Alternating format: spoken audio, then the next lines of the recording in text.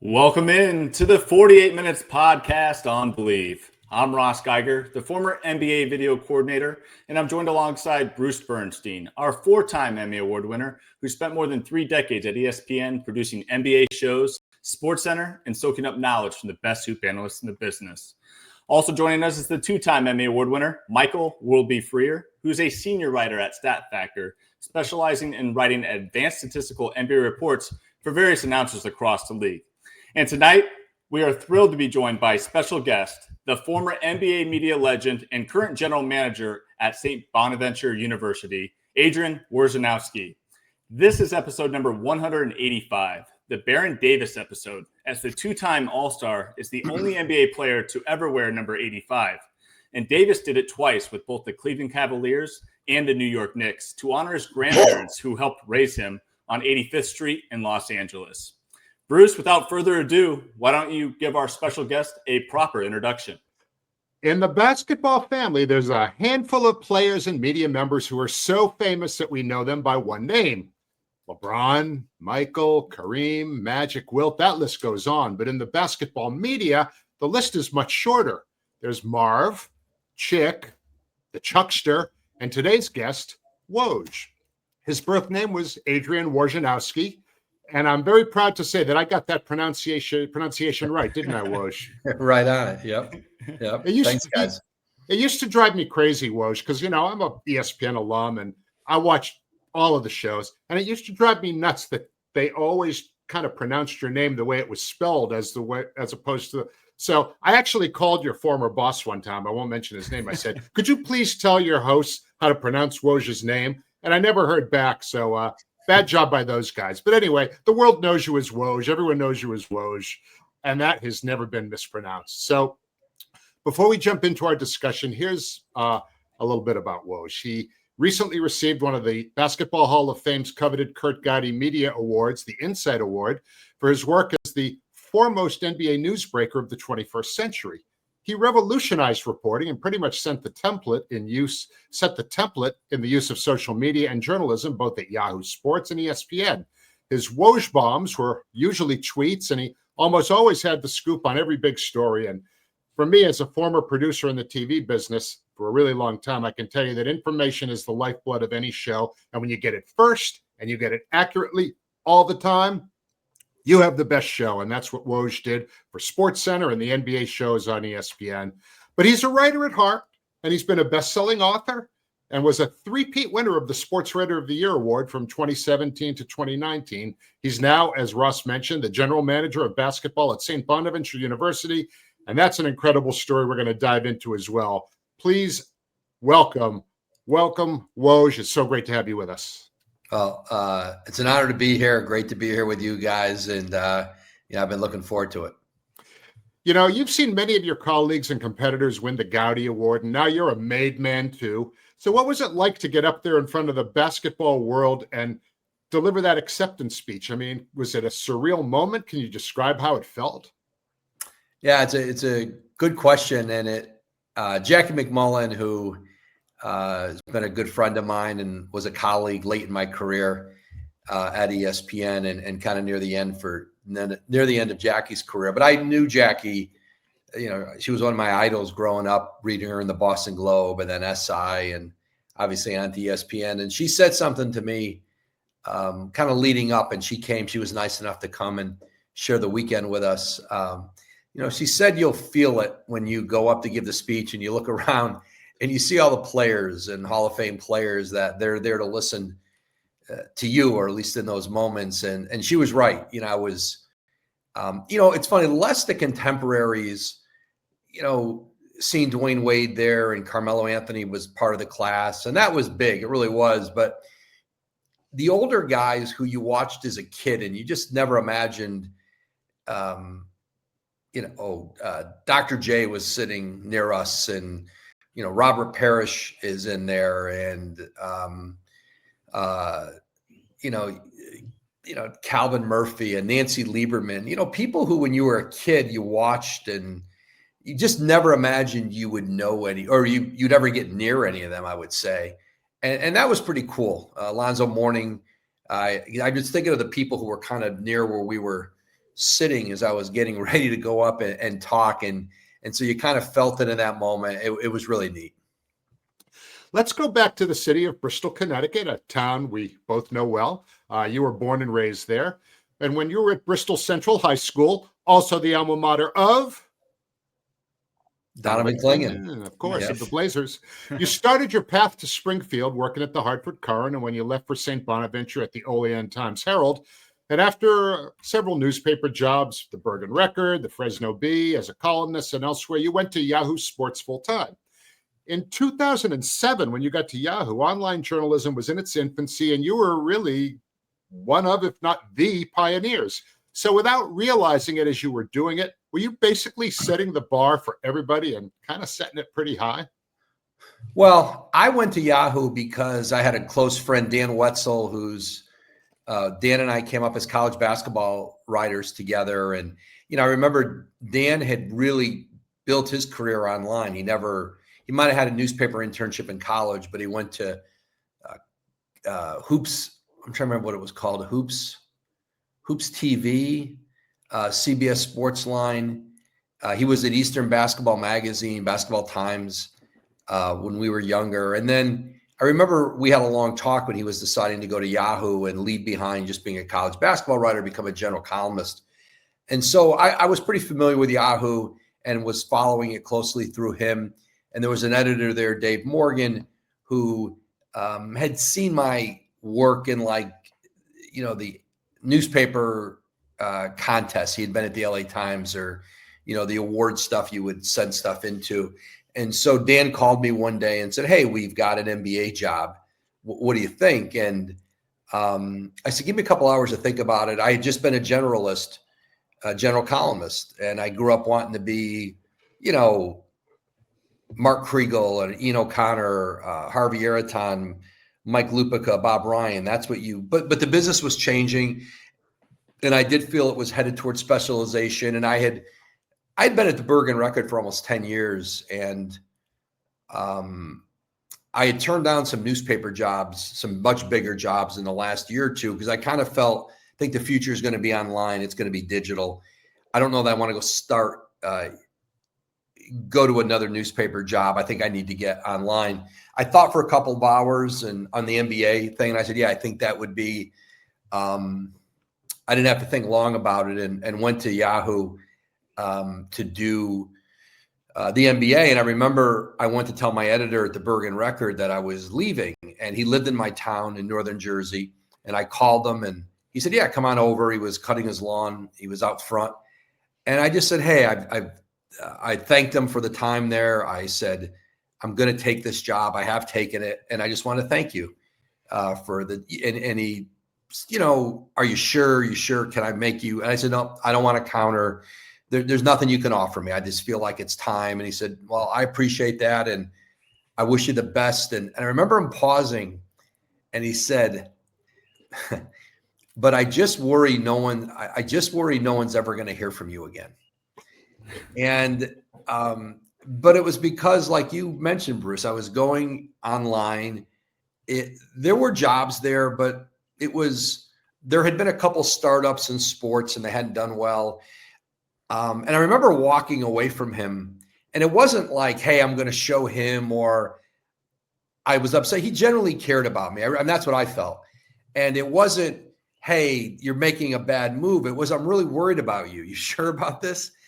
And I remember walking away going, and his words are kind of bouncing in my head going, "I'm worried no one's ever going to hear from you again." In my mind, I said, he might be right, but I'm doing this. And I did. And Yahoo had resources, and it already had a great readership and following for lots of things outside of sports. And then we had a pretty neat crew there that kind of put it on the map for sports. It was a very hungry bunch of guys with a chip on their shoulder, and women who had a chip on their shoulder for, wanted to have a national stage. We all probably had been kind of regional in our career, and we were pretty hungry. And so it started what was really a great chapter in my career. I was at Yahoo for 10 years. So I was at the Bergen Record for 10 years. I was at Yahoo for 10 years.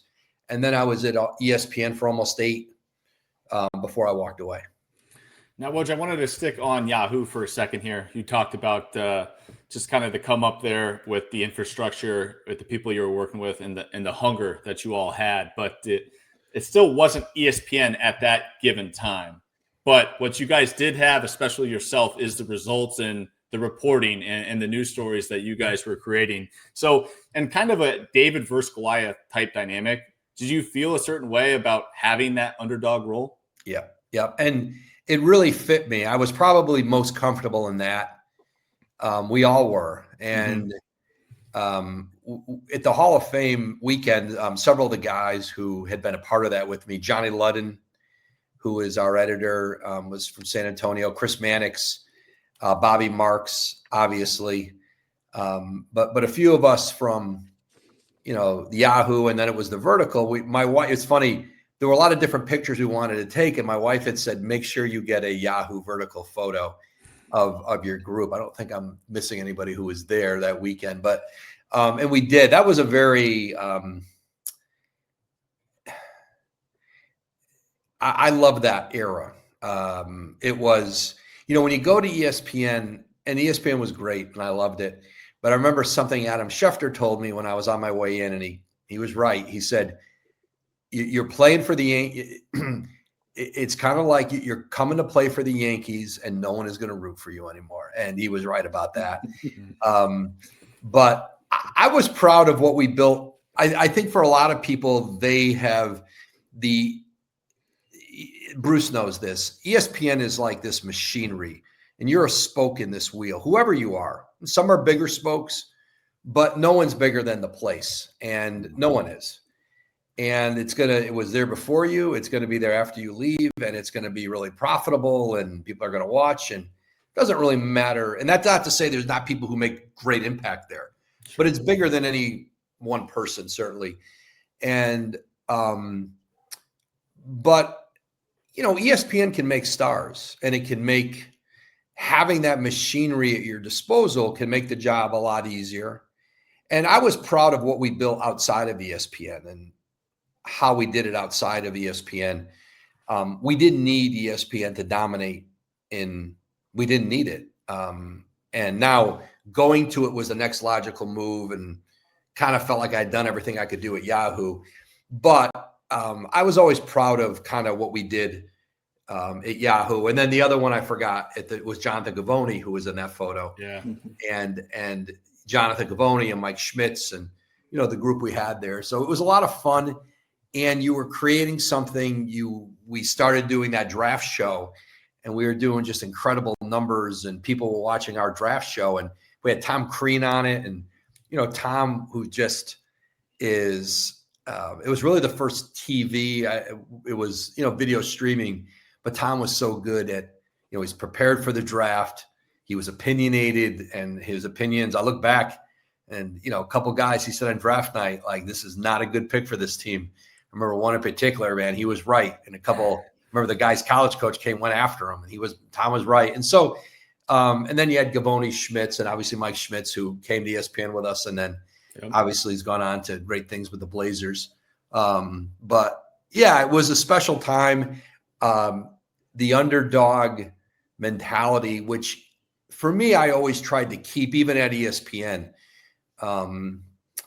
It's not easy to keep that at ESPN. You're probably kidding yourself a little bit, but I would try to find ways to still do it, because that's what I knew. I mean, I was not an overnight. I did the Miracle of St. Anthony when I was 31 at the Bergen Record, but I was like 37 years old, right? I think 37 years old when I got to Yahoo, and nobody really knew who I was outside of, Northern New Jersey, that region. And then the Miracle of St. Anthony brought in, I think the book was well received, and people in the basketball community knew it. But even then, you go to Yahoo at 37 and now, and even then it took a few years as we were building it. So it took a while to get there, which is good. I look back on it, and it made me appreciate the whole thing even more. Now, well, you mentioned, you touched on it for a second here about your time at ESPN, but the funny thing is, most people realize this, but ESPN obviously located in Bristol, your hometown. Do you ever find it, ironic that you left your hometown, basically travel all over the country work-wise, and then when you get this big job, it's just right back in your hometown where your family is? Can you talk about, that experience? Yeah, it was it's a great question, Michael. And it was really a unique part of it. I didn't grow up. I grew up around ESPN, but I wanted to be a sports writer, and there were no sports writers at ESPN. The information job, it was before Chris Mortensen, who I think Chris, and he was so good to me at ESPN and getting to know him. And I would always try to pick Chris's brain. Whenever he was around Bristol, I'd find excuses to go spend time with him. And he was so generous with me. But Chris wasn't at ESPN till later. Certainly not when I was a kid. It was Sports Center and it was shows. And so I wanted to be a sports writer. And so it never really dawned on me, or I didn't have some goal that I would work at ESPN, because the job that I ended up in didn't exist until I really think Mort was the one who kind of, Peter, Will McDonough to an extent, he was a sports writer who went on NBC and did TV. And I would talk to his son, Ryan, who ended up a GM with the Suns. And I'd always pick his brain about his dad. But as I evolved in my career, and then you started to, the information part of it became different. People started to migrate from print to ESPN. Then it maybe, I guess, became a possibility. I would tell you the thing that was maybe most meaningful for me. My dad was, so I went to ESPN in 2017. My dad was in his mid to late 80s, and he still lived in the same house I grew up in. And so it was a mile from ESPN. And so it allowed me to spend more time with him than I would have ever gotten to, because, in that job, if you were at Yahoo traveling around, it was hard to be up in Bristol too much. But now I'm in Bristol a lot. I'm there doing the shows. I'm in for whatever, I'm up there a lot. Back then, now the studios have moved. There's Seaport, and now there's the new one. But when I first started ESPN, you were in Bristol mostly. And then a lot of the NBA stuff moved out to LA after a couple of years. So, but for me I would find an excuse, like all things being equal, I would just try to go to Bristol because I could do Sports Center at 6:05 p.m. And maybe I've got to go be in studio for 11, but at 6, I could leave the studio at 6:10, get in my car. And in 5 minutes, I was at his house, and I could sit in the kitchen with him, have dinner with him. He was losing his sight at that point, and he had lost his vision. And so I look back at that, and that was like a really great part of it, meaningful part of it. And he passed away, a few years ago. But I got to spend more time with him at the end of his life than I would have otherwise if I had not gone back to ESPN. And so it's funny, I do think about the work stuff and how great that was to be back at ESPN. And, I could see friends, there's so many people at ESPN who are, working in all different kind of jobs who I went to high school with, or I went to high school with a family member, and I knew him. I had a different perspective around ESPN or being around Bristol. And we mentioned Donovan Clingan at the beginning. My high school was Bristol Central, and I worked with my high school English teacher she was there for 52, 53 years, and she got me into writing, Gail Dickow. She gave me confidence as a young writer. And so I did a program called the Writing Initiative at the high school, which was scholarships and summer programs and, all kind of stuff for the students there. And I got to know Donovan when he was an 8th grader coming into freshman year. I knew his family, his extended family. And so, it was like that part of it was really neat. And the connection I had to Bristol was meaningful. It still is. And So yeah, going back there was pretty unique. You know, I can kind of relate to what you're saying a little bit there, because when I left ESPN at the end of 2017, my mom, who lived in Boston at the time, was in the process of, like, you know, succumbing to Alzheimer's and dementia. So by losing my job, it actually gave me the opportunity to go see her more frequently. And it really made me feel good. And I think it made her feel good, because when it's all said and done, all the headlines, all the shows, whatever awards you get, whatever, it's always family first. At least it always has been for me. Yeah. And, you know, my sister had still lived in Bristol. She moved down, you know, since then, but just having, you know, friends and people around there that, there's not a lot of time for that in that role, but it was still always a little strange driving through town. I just hadn't been back there as that much, even this living in New Jersey. So just a familiarity with the town and knowing what ESPN's meant in that community was pretty neat. Now, Woj, when it came to your reporting, like many Hall of Famers, you always seemed to make it look easy. When a big story broke, let's face it, it was always you that had it. You were the one releasing it. And it became so routine to those working in the business of basketball and also to NBA fans around the globe. But I know it was anything but easy for you to do that. So I'm just curious, what was the toughest challenge for you? I would say, you know, the demands on family time, probably easily. I think more than anything, just in terms of, even when you're present, you're not always present. You're distracted by something that's going on, whether you're driving the family somewhere and you got to pull over because you got to deal with something. And it just interrupted everybody else's life. My wife used to call my phone the fifth family member. It was this uninvited guest that went on vacation with you. It went to bed with you. It was at the dinner table with you. It was not invited, but it was always there. And it was like this, it had its own, and she was right about that. I would say that it was just, you just had to be available to a lot of people all the time. And it wasn't always necessarily that news was breaking, but you just, if you needed people to be available to you when something was happening, you had to be available in other ways. And that job was like a constant with lots and lots of people. It was this 365-day a year conversation that you're having. And then sometimes it includes news.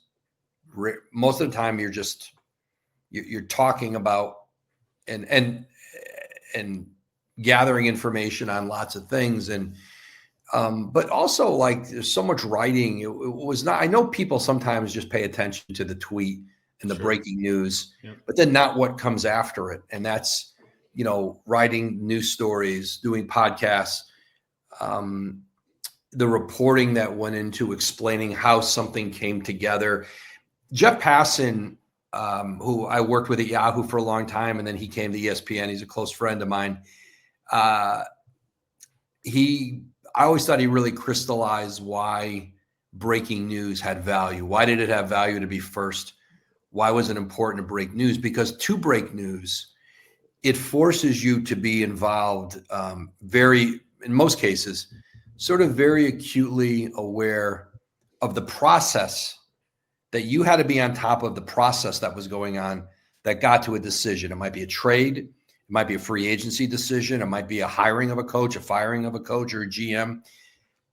It's not like something where it just springs up. Typically, you've been following it in a very, sometimes it just pops up. But in most cases, you're following, there's a thing going on that you're talking to everybody involved in, and it may lead to a trade. It may not lead to a trade. They come close and then everyone walks away. But it forces you to be fully immersed in what's leading up to that decision. And then it allows you to report on it and explain it to the reader, to the audience, in a way that you otherwise can't unless you've been doing that. So the value isn't just in the moment you break news, but it's, Ramona Shelburne and I might do kind of like, hey, here's all that led into, here's how this deal came together, or any number of my colleagues and I, we might work on those together, or I did it. You might do it solo. That's where I think it has great value if you do more than just a transaction. And I always try to do, when you're at trade deadline or it's free agency, it's rapid fire, right? You got one thing coming after another. There's like a 3 or 4 day window where you don't really have the time to sit and do that long piece. You're on to the next one. But most of the year you do, and we did. And that's where I think the breaking news has value. But the cost of it, in terms of your time and your energy and your focus, is at any one moment you're following any number of these situations. Some peter out and never become anything. Mm-hmm. Mostly they peter out. You've worked for a team, Ross, there's a million things discussed that don't lead to anything. Yeah. But I've got to try to be aware, and you're aware of them, and I always felt the hardest decision in reporting in the job I did was, when did something rise to the level that you needed to report it? Because there's a million things that are going on that don't really get real traction. It's a thought, it's a conversation, but when does it rise to the level where you've got to say, hey, this thing is going on? I always thought that was the most difficult choice, because so many things are just going to fall by the wayside. They're not serious. And I sort of had criteria in my head about when it rose to that level, but it was that part of it never got easier to me. Yeah. And I'm glad you brought up the story part, because that was always my favorite. You would break the news, someone's been traded, and then I'd wait for the news story, because you were the one that had the actual clarity into why maybe this deal got done, or the reason this team decided to move on from said player. And I always enjoyed that. So that makes a ton of sense there, Woj. Appreciate you sharing that. Yeah. Now, of all the big time stories and projects that you broke throughout your years, do you have a personal favorite? There's a few, but one that, and probably along, it was a favorite because it was something I hadn't tried before. Mm-hmm. It's something, obviously a subject you're very familiar with from your time with the Bucks. But we did a series, kind of like a 30 for 30 podcast series. It was during COVID when we got it done, called the Giannis Draft. And it was about, I had gotten to know Giannis through his agent, Alex Aratzis, early on in Milwaukee. He wasn't a phenomenon the first couple of years. He was an interesting draft pick. It was an interesting story. And he was a skinny young kid, but it wasn't like the world was descending on Milwaukee to chronicle him in year one. It wasn't quite like that. Nope. And fairly quickly changed. And so the beginnings of the Giannis thing was always very interesting to me. And so we did kind of a 3-part podcast series. I think each was about 45 minutes, and I narrated it, wrote the script, worked with my editor, Cristina Daglas, who happened to also be Greek and really knew Greek music, and helped score it, the audio of it, which was really, otherwise we wouldn't have been able to do that. And her and Andrew Hahn, we worked on it, but it was different, and I hadn't done it, and it was a fun challenge.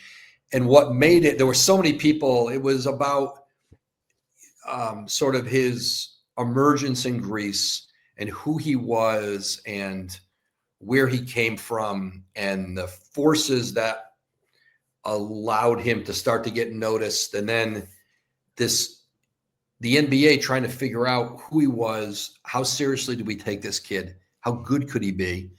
And Wes Wilcox and Danny Ferry in Atlanta, Kenny Atkinson was an assistant on their staff, and all of them at different points went over to see him. And Atlanta was like Milwaukee, like like John Hammond and Jeff Weltman. Jeff left before they drafted Giannis. He left that spring for Toronto, but Jeff had been very involved in the kind of recognizing there was something special there. And so anyway, doing that whole audio podcast series, which I remember I was supposed to sit down with Giannis we had a couple different dates right before, it must have been February, because it was March when the world shut down. And we had to kind of shelve it until we could figure out what was going to happen with the bubble. And then once we got in the bubble, Giannis and I were and we did, and we sat down, and he was incredible. He was incredible because he has such incredible recall of events and an incredible attention to detail. And we had done so much interview work, and I was bringing him a lot of material that I wasn't sure whether he would remember some of these stories or not. And not only did he remember them, he remembered them just full technicolor detail, right? And that's what really made having his voice in it was pretty neat. And so what he brought to it. And so that was a really fun project for me, because it was different than anything I had done before that. Now, what you mentioned. Go ahead, Wolfie. I'm sorry. You had mentioned now your job as an NBA insider is basically 24/7, 365, and that means you've done countless stories. I'm just curious. Do you remember any particular story that kind of quote unquote put you on the map as terms of being an NBA insider, either before you came to ESPN, even back to your Yahoo days? I remember the first story at Yahoo that I brought. This was Twitter may have existed. I wasn't on it yet. And it showed how different it was. It must have been my first year at Yahoo. And I broke a story, unfortunately, Greg Oden, it was the first of a number of injuries he suffered. He was the number 1 overall pick. He had suffered a knee injury. He was going to be out for the season. I think they had told the Blazers, it was during training camp, they had told the Blazer players about it. I found out about it. I got it confirmed. And it was so different. I wrote a story. I sent it in. It got posted on Yahoo.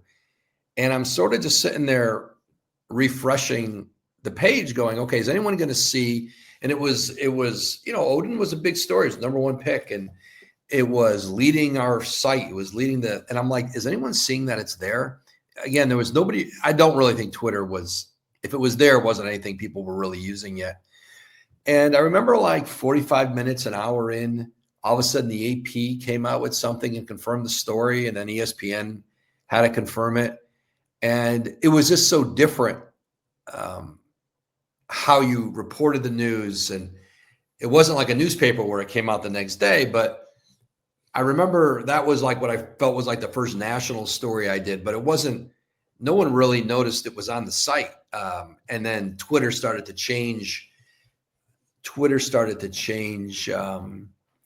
The instantaneous notice that people had, and it became kind of the scoreboard on breaking news, and it became part of it. And that was like, I think 2009 draft night when I signed up and started Twitter on draft night. And then I would say 2 things changed it. It was Twitter, yes, but LeBron going, the Olympic team in 2008, when the guys started to talk about teaming up, and then there was a build up to 2010 free agency. And when LeBron and Chris Bosh went to Miami, I always believed, to me, that changed my job or our job. It created the modern insider. Now there was so much focus on not just the superstar players moving or trying to team up, but now people, I think, were much more acutely aware of the salary cap and creating a max salary slot. Oh, hey, they're creating 2 max salary slots. Hey, they just traded this guy into cap space. That means they're only, $13 million away from having a max spot to go after, player A, B, and C next summer. That became its own thing. And that really changed the job. And where there was an audience who had a tremendous appetite for not just the big player move or the signing or the big trade, but all the smaller deals that led to that bigger trade. And it became this subset of covering the league. And for a lot of people, they were more interested in that than they were in the actual basketball. For better or worse, it became its own separate sport. And I could at least see, hey, there's this tremendous appetite for this information, and you became more motivated to try to deliver it. So, Woj, let's discuss the newest chapter in your career, and that is with the Bonnies. You are the general manager of the men's basketball team at St. Bonaventure. And just briefly here, can you tell us an overview of what your main responsibilities are? And I remember something Sam Presti would always say about being a general manager. He said, the key word in that is general. and he's exactly, I know it. I understand it more now. I'm not comparing what I do to an NBA GM, but you are responsible for a lot. And there's a lot that falls in that falls on you to handle every day. It might be, I'll just think about today. I spent time recruiting. I spent time watching tape on some international players, planning out an international trip and who we're going to go see. Maybe working on a couple of campus visits, getting on a couple Zooms for fundraising, talking to our trainer about an injury, spending time with, our point guard for a half an hour this afternoon, just talking about the team and what he's seeing and what he's feeling out there.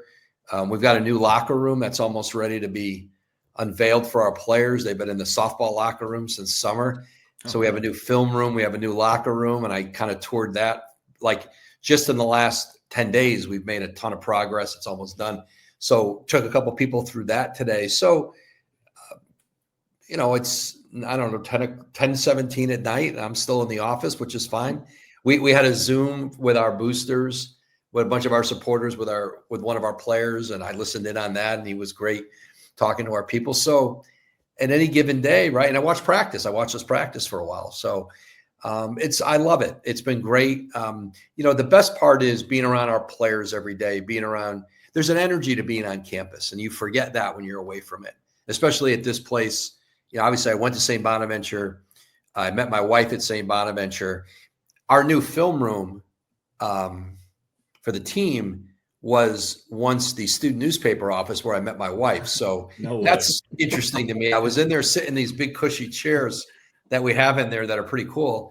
And, like I first met my wife, and back then there were, whatever the kind of little, we had the little Mac computers for the student paper. And so, a lot of the great parts of my life have come from my time at Bonaventure. And so I'm really enjoying being back, and we're excited about this group of guys we have. But listen, so much of this job right now is raising money and being able to financially be competitive in a league like the Atlantic 10, where we have competitors who might have had better facilities, metropolitan locations, perhaps. We've always been in some areas a disadvantage, but we've had great success, especially under our current coach, Mark Schmidt. But this money gulf is dramatic, and you've got to have money to be able to recruit players and then retain them. Another thing I did today, I was on the phone with somebody who, we were just talking about some of the different financial levels and some of the negotiating stuff that's, some teams who are already working to re-sign guys for next year. And you're just looking at those timelines and trying to figure out how much money you're going to have before you can outlay money with contract offers. You've got to know how much you have to work with. And I've got to raise that money. And so a lot of stuff, but I'm really enjoying it. To be 56 years old, Ross, and to learn something entirely new is great. Not that I ever had the other thing figured out, but I kind of knew what to expect each day. There are always surprises. We're here, I think there's things that helped me in my previous job that are helpful to me here, and that maybe made me effective there. I think can help me to be effective here. But I also know I have all these blind spots, and you've got to be honest with yourself about what your blind spots are. And A, surround yourself with people who know a lot better, than B, learn, right? Learn and work at that. And that's been fun, just learning a whole new discipline and trying to, lean on a lot of people and a lot of relationships that I built through the years. I've always, and I mean this, I'm not that smart, but I do know a lot of smart people. And so that's how I've tried to approach this job. Yeah, that's the most important part. Hey, well, one of the things you mentioned that, you have to, I'm assuming you have to learn as part of this new career is the NIL part of collegiate sports here. I'm just curious. It's obviously a new thing. In the old days, it was, older days, it was under the table stuff. That's how you got your money. Now it's out in the open. And I'm just curious, at St. Bonaventure or anywhere, but I'm just saying for you specifically, do companies that offer NIL deals to your athletes, do they have to go through some sort of vetting process before they can make deals to play? How does it go? How does the deal work as far as NIL in terms of colleges, specifically your program? Well, in this year now we can do Rev Share, which means the school can pay the players through the money we raise internally. I had worked pretty closely and had kind of led the effort amongst a lot of people in starting a collective several years ago for our program. And so I'd been working on that side of it, but the money with Rev Share, now that the schools can pay, the money has grown dramatically, especially in our conference in the Atlantic 10. And so we have a few guys who have NIL deals outside of what we can give with Rev Share. But for the most part, at a school like Bonaventure, you're having to raise the money. You're having to find partnerships to do that and raise it internally. So, most of the money paid out to our players is being paid out by us this year. The outside deals, and we do have, Joe Grahovac, who is a top recruit of ours from California. Joe's got a deal with WWE and Fanatics. And you have to go through, it's called NIL Go. You have to submit the NIL deal to this third-party NCAA vetting process, and they have to approve the deal that it's a market that, by their interpretation, it's a market. It's a deal that financially fits the marketplace. It's not a booster deal where you're just trying to circumvent essentially the salary cap that exists. And so there is some approval on the NIL stuff that you have to do. I digress for just a moment. So the film room is where you met your wife. So is that going to be renamed the Amy Wojnarowski Film Room at St. Bonaventure University? I mean, yes or no, Woj? No, we're going to try to find someone to put their name up in there. Yeah, it may not be, unless she, she's given a ton to this school, but I'm not sure it'll be her name up there or mine. That's for sure. Well, she gave you to the school in some ways. So the other chain of command, not including your family, in college sports normally has the head basketball coach, reports to the athletic director. But with you in the GM position, does the head coach report to you? Are you both sort of equals who report to the AD? How does that chain of command flow? No, it's very clear. I work for the basketball coach and I work for our staff. I'm here to support them. I work for our players. I'm in charge of lunch orders. That's what I'm in charge of here. I used to have that job. Yeah. We've got a Hall of Fame level coach here in Mark Schmidt. It's his 19th year at Bonaventure.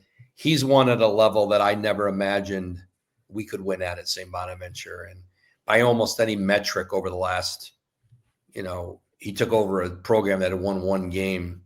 And so let's say his last 15, 16 years after he built it up from the first couple of years, nobody's had more first team All Atlantic 10 players. we're top 4 in winning percentage, home, away, conference, non-conference, top 3 or 4 in that time, and a couple of Atlantic 10 championships. We're 12-8 in our last 20 against Power 4 and Big East. 12-8 in our last 20 against Big 10, SEC, Big 12, ACC, Big East. And out of those 20 exactly, none of them were played in the building I'm in here. They were all either road games or neutral. Yeah. And for a school with 2,000 students in rural upstate New York, we have 2,000 undergrad students. That's pretty remarkable. It really is. And so that's beating UCLA in the NCAA tournament, beating Syracuse in the Dome. The NIT, we made an NIT Final Four run a few years ago, one at Colorado, one at Oklahoma, and one at Virginia to go play Xavier at the Garden. And, it's so Coach has had a great run here. I'm here to help him, support him. And yeah, the model's different in college.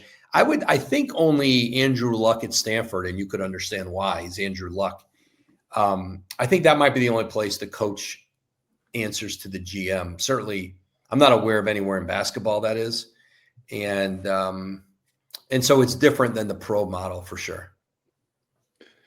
Well, in terms of social media, you have this enormous following, over 6 million on Twitter, /X.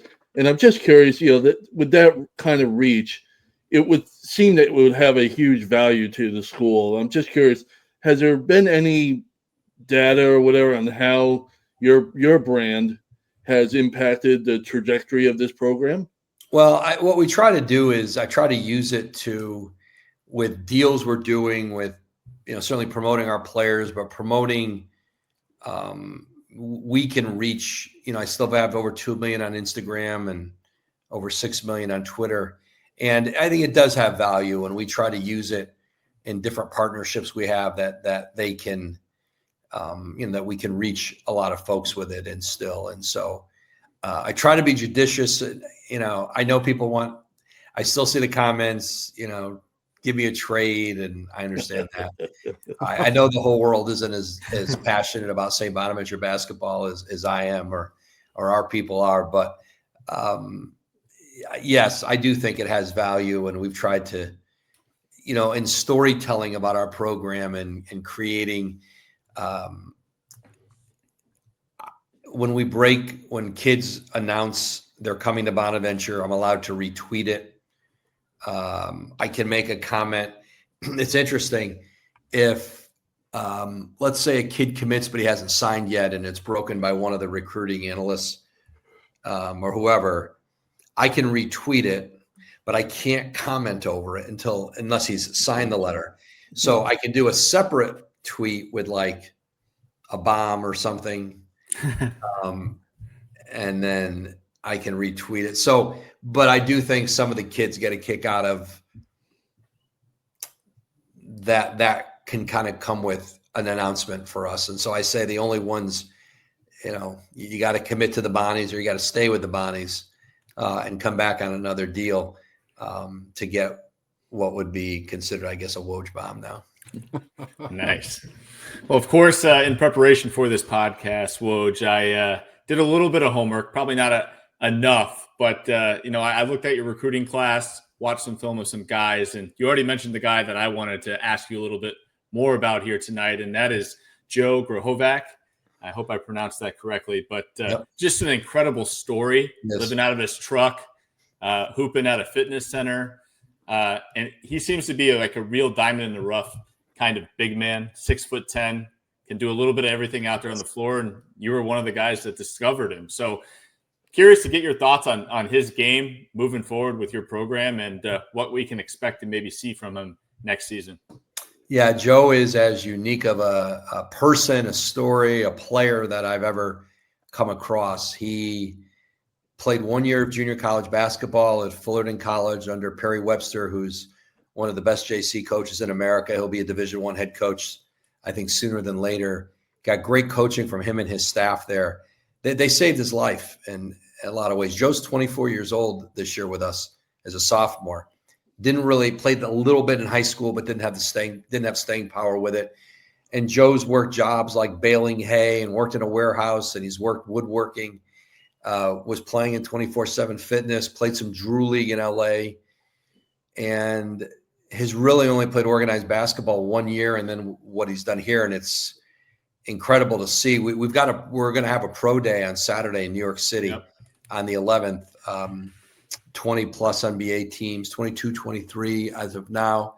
Wow. And there are a lot of people anxious to see Joe among our other guys. We had an NBA team in recently to come watch practice, spend a day. We'll have some more in, guys will come through.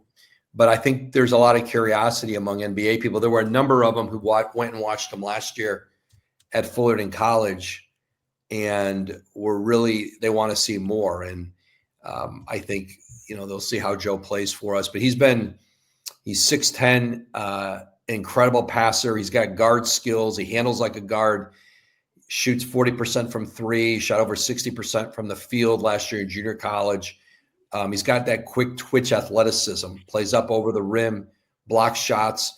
He was 198 pounds. I saw him play his last JC game last year at Fullerton. He was 198 pounds, had not always been able to have great nutrition, certainly hadn't really done much strength training until he got to Fullerton. And now he's at 215. I think he could probably get a little stronger. Certainly he's put a ton of work in the weight room. But he's a very interesting player, Ross. I think people are going to, and his look is he's got a big head of red hair. He's got a big red beard. He reminds people of Bill Walton. He's going to wear number 32 for us. He's not going to wear the headband. We talked very briefly about that. Yeah. And I said, listen, we don't want Bill Walton. We want Joe Grahovac. You'll wear what you're comfortable with. But he's the most popular guy on campus.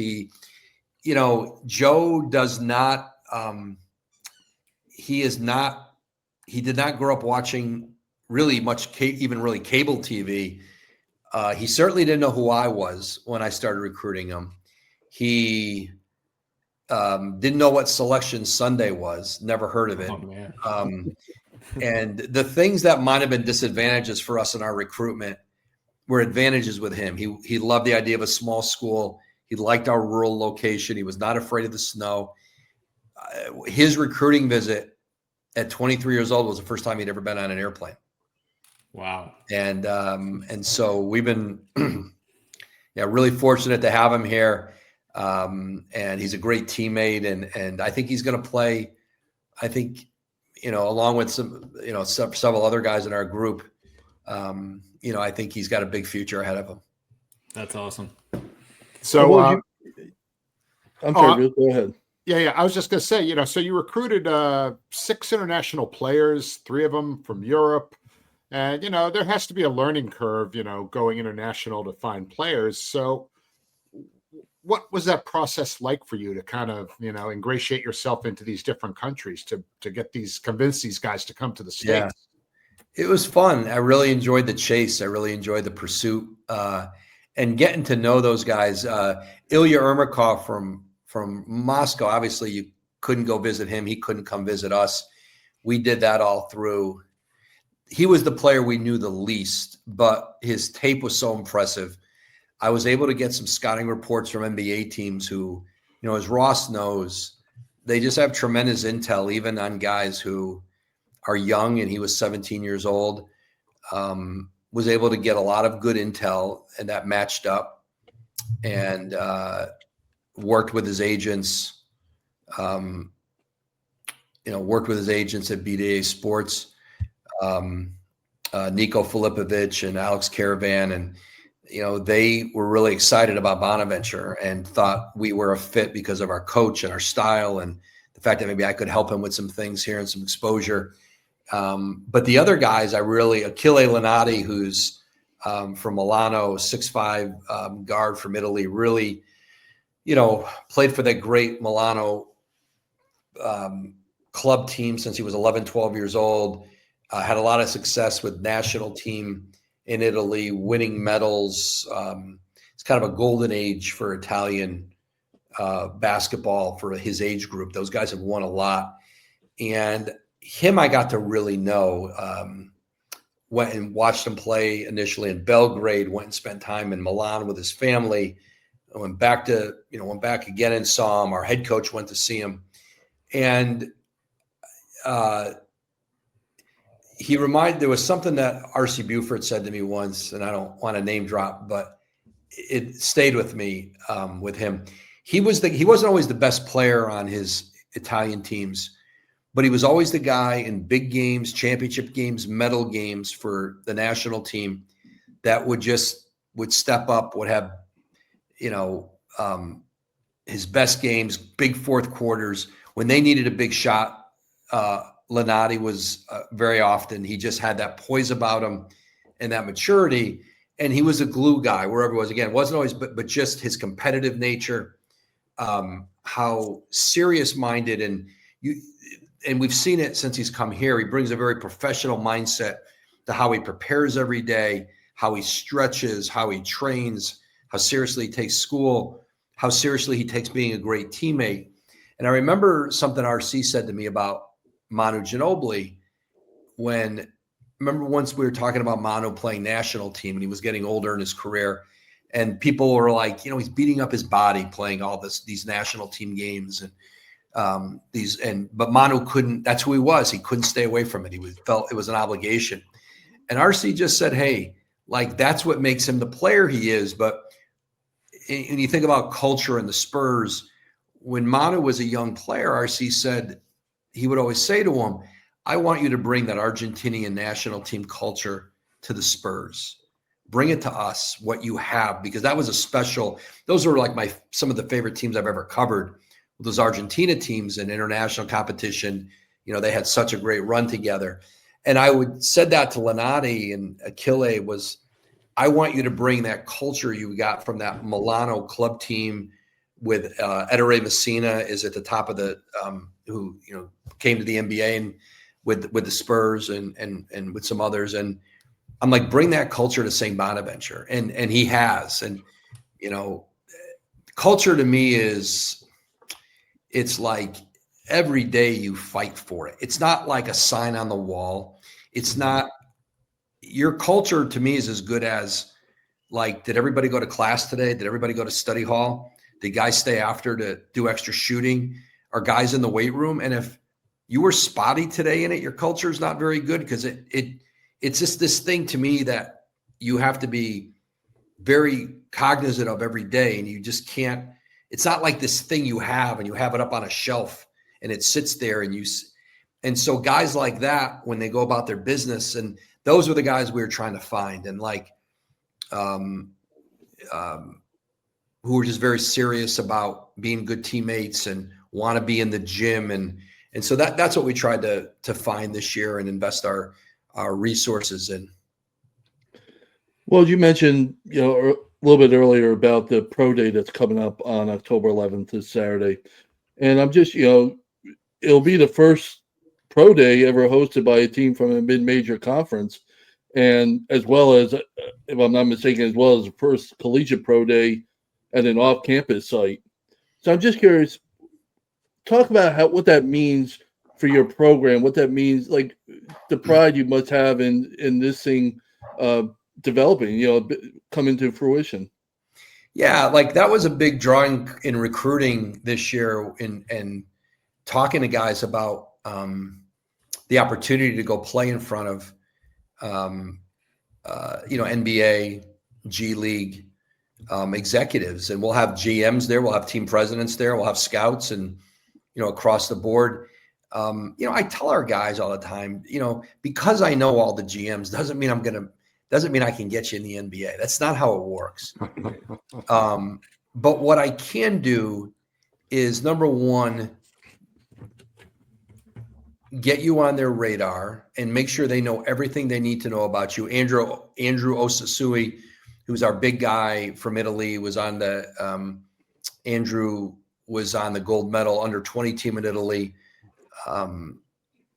He's another player that I think teams are going to be interested in seeing. He's got a 7'4" wingspan, big shot blocking freshman. Frank Mitchell, we have from University of Minnesota, Buddy Simmons. We have a lot of guys, Desante Bowen, our senior captain, who started Iowa and came to us. And, listen, some of these are going to be, I don't know if we have a player who's going to get drafted. I don't know if we have a player who's going to get a two-way. But what we can do is, number one, get you exposed to all the decision makers. And, it's a process. Nobody's going to come to our pro day and say, oh, it's okay. I got up close. I watched this player closely. I saw his body. I saw how some of his decision-making and some of the stuff they're doing. And okay, now I'm going to go see what he looks like in January against St. Joe's. I'm going to go to Florida in November and watch him against North Carolina. They want to see Joe Grahovac go from junior college to St. Bonaventure. Now, how does he look against the Carolina guys Thanksgiving week in Fort Myers? And I can help them get good information. And my responsibility is to make sure guys understand, like, it is incredibly hard to be a professional. It's incredibly hard to become a G League player. And it's incredibly hard to go have a career in EuroLeague or play overseas. It's all really hard. And but we can get them good information, and I can get our guys with NBA guys, before, in the off season. Joe Grahovac, Donovan Clingan was out working out in Irvine, which isn't far from Joe's house. And Joe went over and spent a couple of days working out with Donovan. We call him, everybody calls him Big Joe. And I called him after the first workout with Donovan Clingan. I said, how did it go? He goes, I'm not Big Joe around him. I'm Medium Joe. Donovan Clingan, right? And so, but for and Donovan's been a good mentor. And I just told Donovan, if you can just be a sounding board for Joe as he's going through this process. And, last year, Donovan Mitchell, we've got Donovan Mitchell is part of our Adidas deal, made St. Bonaventure, along with his alma mater, Louisville, one of his signature shoe schools. And DeSante Bowen went with me and a couple of our players out to shoot kind of like a little announcement of it. And DeSante and Donovan both went to Brewster Academy. And DeSante had broken his foot and he was out injured. And Donovan has had, a number of injuries. And I asked Donovan, can you talk to DeSante about the mental part of this? And they spent time that day talking about, where Donovan said, your surgeons did a great job. Your foot is going to be healed. What the challenge is going to be is mentally trusting that foot and getting past that. And maybe you need to go talk to somebody about that. And gave him what he went through coming back from injuries and mistakes he felt he made. And, I think that stuff can be invaluable. Listen, it's one thing for me to tell a guy that, it's another thing when Donovan Mitchell can tell you that. And so, to get our guys exposure to those guys. And then, I think for me, it's also getting them exposure to Bonaventure was transformational in my life. I mean, nobody in my family had gone to college before me. Bonaventure gave me confidence and belief that I could have a career in this craft that I wanted to pursue. And I still think it could be transformational for these guys. And it may not be a 4-year experience. It might be a 2-year experience here. It might be a 3-year experience. It might be 1 year. But my goal is to try to put people in their lives here who they can take with them beyond, not just in basketball, but, our guys who are business majors. And we have alums who love basketball, love our school, who can be mentors to them in things beyond basketball. And I want to try to put those people in their lives and they can take them with them when they leave here, whether that's from the basketball world or, for when the ball stops bouncing. And we have a unique place here. People love this university. They stay very close to it. And, I want our players to feel that. And retention is the hardest thing, more than recruiting this year. It's retention. We want to keep as many of these guys as we can. Money will play a part in that, but also will the experience of being here, the environment that we help create for them. I think that's going to be more important than the money. I really do.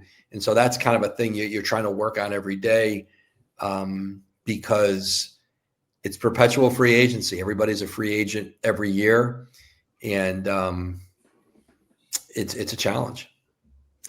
Woj, you've been unbelievably generous with your time, but I only have one more question for you. And that is simply, it's your second season as the Bonny's GM. What's your number one goal for the year ahead? It's a good question. I think this is a team that, we have 11 of our 13 scholarship guys are new. I think this is a team that will get better as the year goes on. We've got some really good young players who I think it takes a little while to make the adjustment. But, for me, like to see a sold out, a packed house, to see our place engaged with our team, to see our guys engaged on campus and in our community. And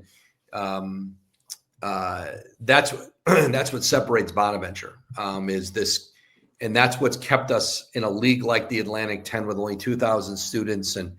And so, like, we're in the fight. And I don't know whether that's, of course, I'd love for us to win the Atlantic 10. I'd love for us to cut down nets. But if we're being honest with ourselves about where the world is right now and, some of the challenges we have, I want us to be in the fight. All right. Well, Woj, once again, thanks so much for taking the time out of your night. You mentioned it earlier. It's 10:46 in your office right now at St. Bonaventure. We really appreciate you sticking with us this late at night to join us on the 48 Minutes podcast. It was a blast to be with you. You guys do an incredible job. It was an honor to be on, and I appreciate it. Appreciate getting a chance to visit with you guys. Awesome, and best of luck to your Bonnies this season. We'll definitely be keeping an eye out on that. All right. So with that, thanks for tuning in, and we'll be back with you guys tomorrow as we continue our NBA Two-A-Day series. Take care, everyone.